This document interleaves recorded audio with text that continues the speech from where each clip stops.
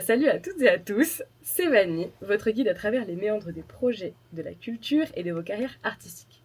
Si vous êtes artiste, ou vous êtes vous-même votre propre manager, administrateur, community manager, et pourquoi pas même votre propre comptable, et que vous avez l'impression d'être submergé par la montagne de tâches qui s'accumulent, pas de panique, vous êtes au bon endroit. Bienvenue dans le kit de Survivana, la chronique qui va vous donner les outils pour organiser votre carrière comme une pro. Chaque semaine, on décortique un outil indispensable pour gagner du temps, éviter la surcharge de travail et enfin pouvoir vous concentrer sur l'essentiel, votre art. Aujourd'hui, on parle d'un outil de gestion du temps et de priorisation qui a déjà fait ses preuves, même s'il a été conçu à la base plutôt pour les équipes. C'est la matrice Eisenhower. Son but est simple, savoir faire la différence entre ce qui est urgent et ce qui est important, pour vous faire arrêter de courir derrière l'impératif constamment et pour vous concentrer sur ce qui aura réellement de l'impact. Alors qu'est-ce que c'est cette matrice Eisenhower ?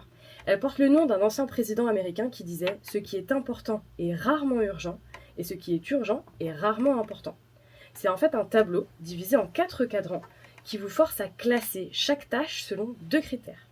L'urgence, donc la tâche doit-elle être faite immédiatement, et l'importance, la tâche contribue-t-elle à vos objectifs et sa défaillance a-t-elle un impact direct sur votre projet ? Pour rentrer un petit peu plus dans le détail des cadrans. Le cadran 1, c'est un peu les gyrophares. C'est ce qui est urgent et important. C'est la cellule de crise. Ce sont les tâches cruciales pour la survie du projet et qui ont une échéance très courte. Par exemple, un single qui doit être envoyé le lendemain, mais il manque un visuel. Il faut le faire assez rapidement et c'est important pour la communication. Votre action, c'est de faire, immédiatement. Ce sont les feux à éteindre.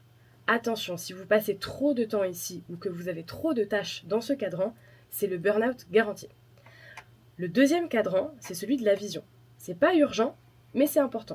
C'est le cadran le plus puissant, car ce sont les tâches fondamentales pour votre croissance, mais qui n'ont pas de date butoir immédiate. Par exemple, écrire de nouvelles chansons, travailler une stratégie de financement.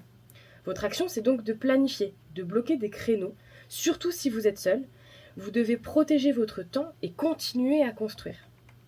Ensuite, on a le cadran des interruptions. C'est celui qui est urgent, mais non important. Ce sont les tâches qui finalement vous distraient, qui crient fort mais qui n'apportent rien en profondeur. L'exemple le plus commun qu'on a, c'est de devoir tout le temps répondre à tous les mails et tous les messages dès qu'ils arrivent. Votre action, c'est plutôt, surtout quand vous êtes seul, d'automatiser ou de faire en lot. Puisque vous ne pouvez pas vraiment déléguer, ce qui est officiellement normalement la tâche de ce cadran-là, puisque vous ne pouvez pas officiellement déléguer, vous devez savoir automatiser, par exemple programmer les posts sur les réseaux sociaux, ou savoir batcher, faire en lot. Par exemple, répondre à tous les emails non urgents sur un créneau déterminé en amont, le mercredi de 16h à 18h. Enfin, quatrième cadran, c'est celui de la perte. C'est celui qui est ni urgent, ni important. Et là, c'est le trou noir de la productivité.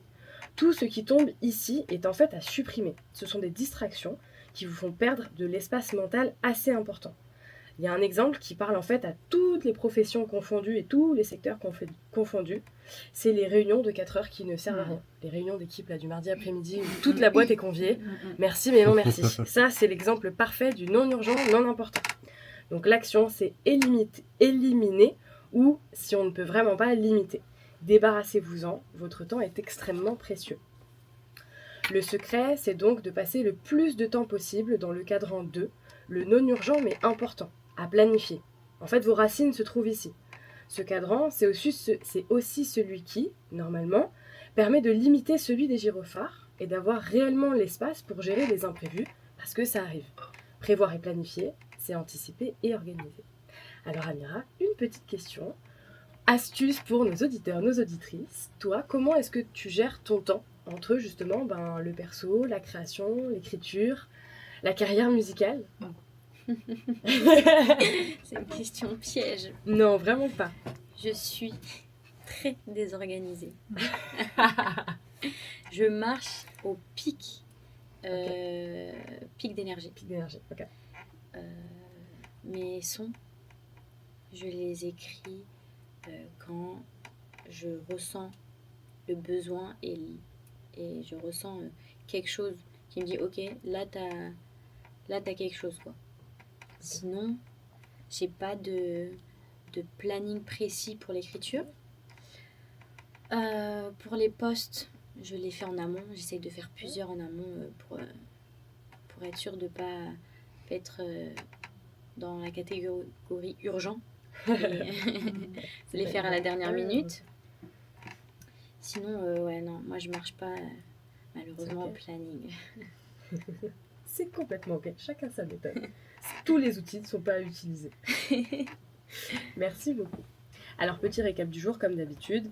La matrice d'Eisenhower vous permet de classer vos tâches en 4, faire, planifier, automatiser ou éliminer. L'objectif est de réduire l'urgence pour privilégier l'importance. C'est un outil visuel, alors c'est difficile de vous faire un schéma à la radio, on s'entend bien, mais un peu dans la même idée que le Kanban, ça vous permet de prioriser vos actions et de les voir, et donc d'organiser votre agenda. Si vous avez besoin d'un coup de main ou si vous voulez des petites astuces et des conseils, on se retrouve comme d'habitude sur le Instagram de Vimana Paris. À la semaine prochaine dans le kit de Survimana pour un nouvel outil indispensable.